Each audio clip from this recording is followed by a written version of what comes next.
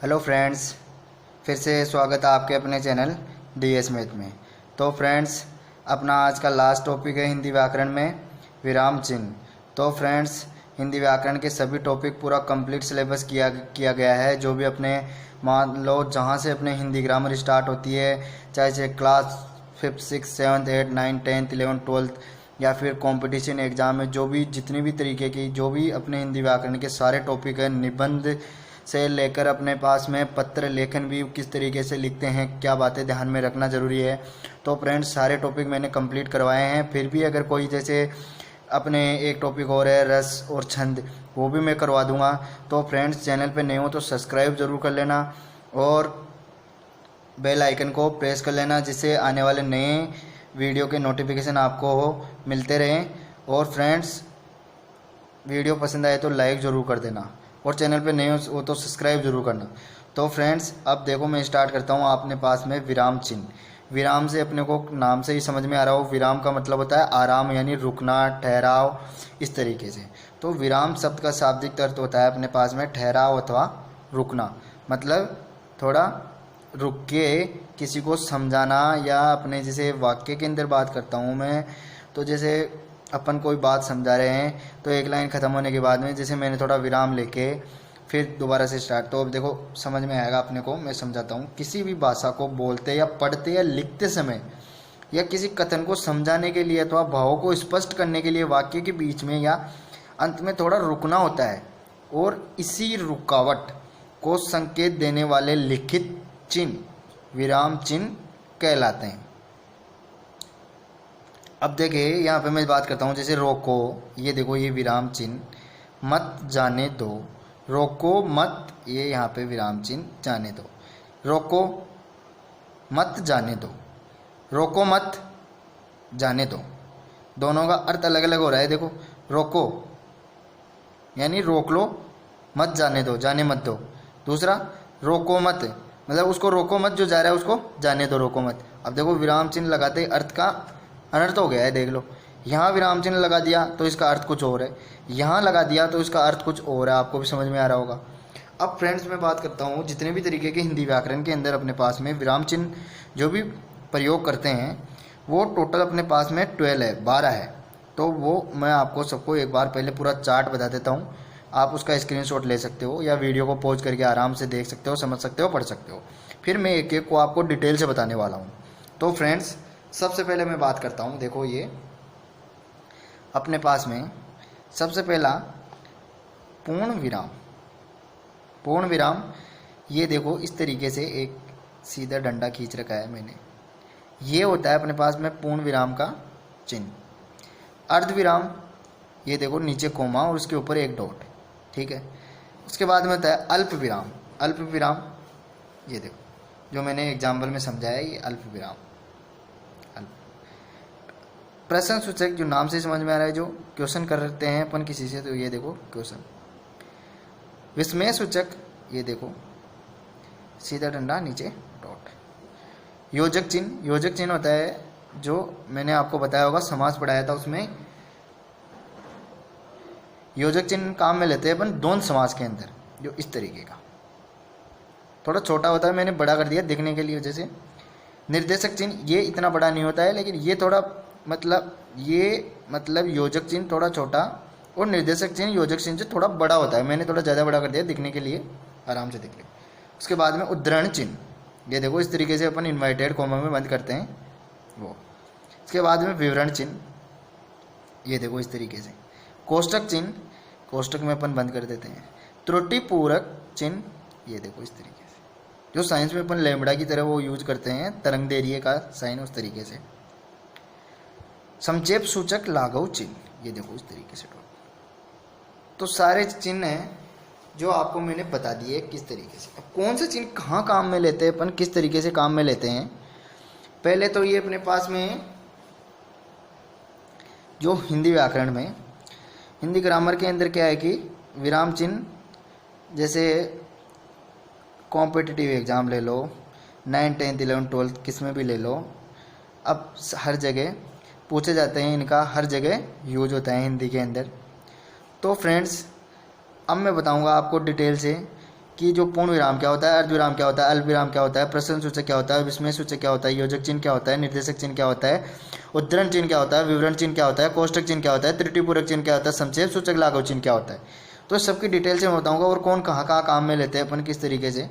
ये 12 है, पूरे 12 हैं। आप इसका स्क्रीनशॉट ले सकते हैं, या फिर आपको स्क्रीनशॉट नहीं तो आप आराम से वीडियो को पॉज करके पढ़ सकते हो।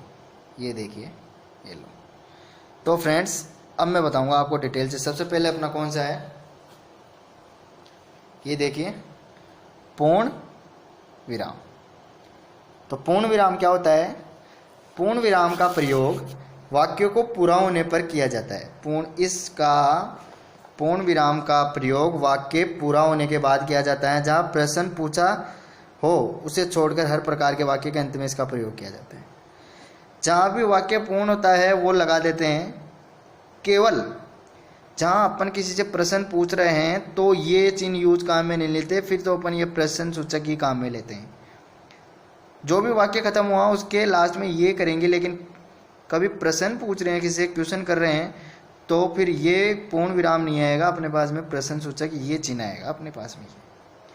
तो फ्रेंड्स आगे मैं बताऊंगा आपको। इसके बाद में अपने पास में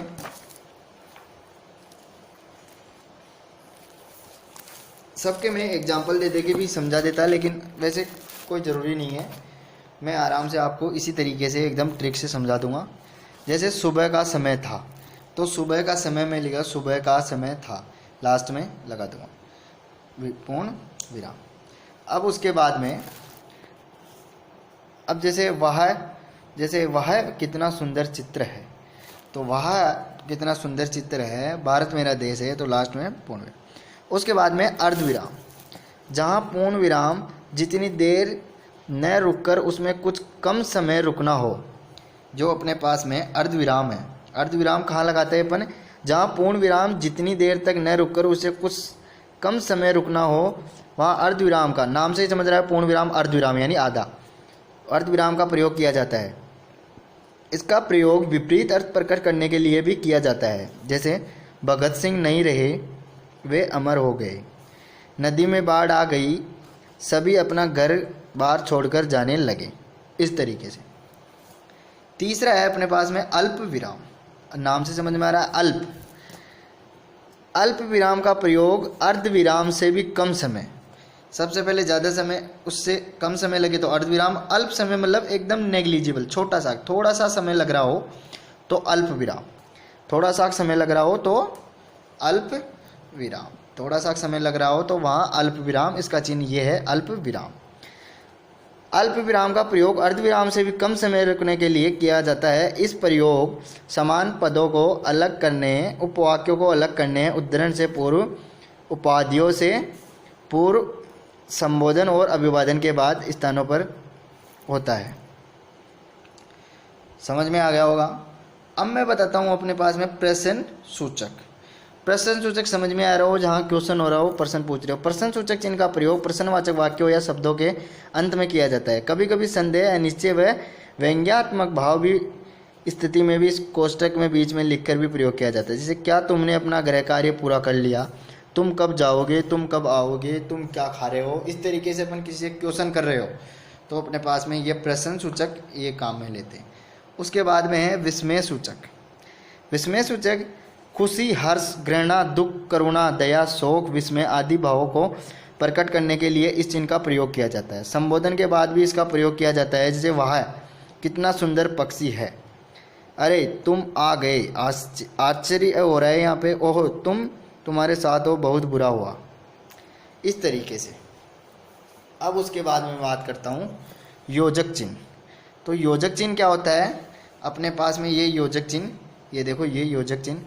इस प्रकार के चिन्हों का प्रयोग युग्म शब्दों के मध्य या दो शब्दों के संबंध प्रकट करने, संबंध स्पष्ट करने तथा शब्दों को दोहराने की स्थिति में किया जाता है। जैसे पीला साग, खेलते खेलते, सुख दुख, इस तरीके से बीच में ये जो शब्द होते हैं उनके बीच में प्रयोग करते हैं। ये तो आपको पहले समाज से ही समझ में आ गया होगा।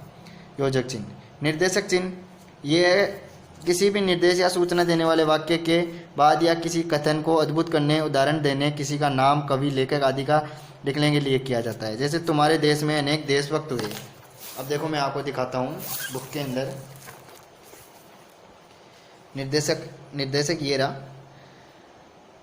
किसी भी निर्देश या सूचना देने वाले वाक्य या किसी कथन को उद्धृत करने वाले उदाहरण करने वाले किसी का नाम, कवि का, लेखक आदि का नाम लिखने के लिए किया जाता है। जैसे हमारे देश में अनेक देशभक्त हुए, भगत सिंह, सुभाष चंद्र बोस, गांधी जी आदि। इस तरीके से माँ ने कहा बड़ों का आदर करना चाहिए। इस तरीके उद्धरण चिन्ह, ये देखो इन्वाइटेड कोमे में बंद करते हैं अपन। किसी के कहे गए कथन या वाक्य में किसी रचना के अंश को ज्यों का त्यों प्रस्तुत करना हो तो कथन के आदि के अंत में इस चिन्ह का प्रयोग किया जाता है। तो उद्धरण का आप देखना आप, ये देखो चिन्ह के दो प्रकार के होते हैं। ये देखो इस तरीके से इकहरे तथा दोहरे। इकहरे चिन्ह का प्रयोग विशेष व्यक्ति, ग्रंथ, उपनाम आदि को प्रकट करने के लिए किया जाता है, जबकि किसी भी बात को ज्यों की त्यों लिखा जाए तो वह दोहरे उद्धरण चिन्ह का प्रयोग करते हैं। जैसे अब दोनों समझना आप। ये देखो सिंगल है इकहरा। गोदान, ये देखो बंद कर दिया, प्रेमचंद का प्रसिद्ध उपन्यास है। सुभाष चंद्र बोस ने कहा था दिल्ली चलो, ये देखो डबल इन्वर्टेड डबल कॉमा में बंद है। अब इसके बाद में विवरण चिन्ह। कौन सा? विवरण चिन्ह। विवरण चिन्ह देखो किस तरीके से इसका प्रयोग विवरण का उदाहरण देते समय किया जाता है। जैसे गांधी जी ने 3 बातों का बल दिया, सत्य, अहिंसा और प्रेम। कोष्टक ये देखो चिन्ह। वाक्य में बीच में आए पदों एवं शब्दों को पृथक देने के लिए कोष्टक में लिखा जाता है। जैसे यहाँ चारों वेदों श्याम, ऋक, यजु, अथर्व की महत्ता बताई गई है। त्रुटिपूरक चिन्ह या हंसपद, ये देखो। अब इसके बाद में लिखते समय कोई भी शब्द छूट जाए और इस चिन्ह को लगाकर ऊपर छूटा हुआ शब्द में लिखा जाए तो अभी कभी अपन भूल जाते हैं, एक शब्द भूल गए तो इस तरीके से ये चिन्ह लगाकर लिख देते हैं। श्रेय माता पिता के साथ गई। अब श्रेय माता पिता के साथ कहाँ गई? यहाँ छोड़ के बाजार, तो ये बाजार ये चिन्ह लगा के लिख दिए बाजार गई। संक्षेप सूचक, ये देखो किसी शब्द को संक्षेप में लिखने के लिए प्रयोग किया जाने वाला इस शब्द का पहला अक्षर लिखकर उसमें आगे बिंदु लगा देते हैं। ये शून्य लाघव चिन्ह के नाम से जाना जाता है। जैसे BA, ये देखो डॉक्टर अनुप शर्मा, पंडित राम स्वरूप शर्मा, इस तरीके। तो फ्रेंड्स ये था अपना वीडियो विराम चिन्ह का। तो फ्रेंड्स आज आप अपनी कंप्लीट हिंदी ग्रामर हो चुकी है। तो फ्रेंड्स चैनल पे नए हो तो सब्सक्राइब जरूर कर देना। वीडियो पसंद आए तो लाइक, शेयर, और जो भी हिंदी व्याकरण के टॉपिक है वैसे कंप्लीट सारे मैंने करवा दिए, और जो भी बच रहे होंगे, जो भी कोई भूल चूक से बचा होगा वो भी मैं कंप्लीट करवा दूंगा। बस आप अपना यूं ही समय निकाल कर जो भी आपके काम आने वाले टॉपिक है उनको देखते रहिए। एक बार ज़रूर देखना, बहुत इंपॉर्टेंट नोट्स बनाए गए हैं, इनकी PDF भी मैं आपको अवेलेबल करवा दूंगा।